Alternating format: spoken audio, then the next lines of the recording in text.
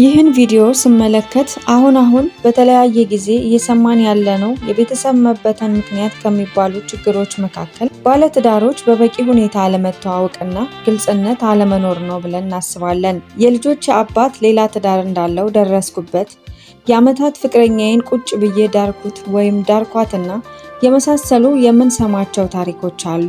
ለዚህ በቂ የሆነ የትዳር ምክር ለመስጠት ሳይሆን ይህች እህት ያለችውን ሐሳብ እንዴት ታዩታላችሁ?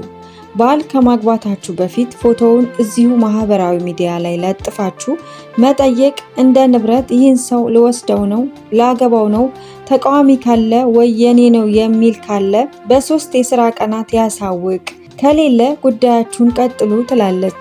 እስኪ ስማትና የራሳችሁን አስተያየት ስጡበት።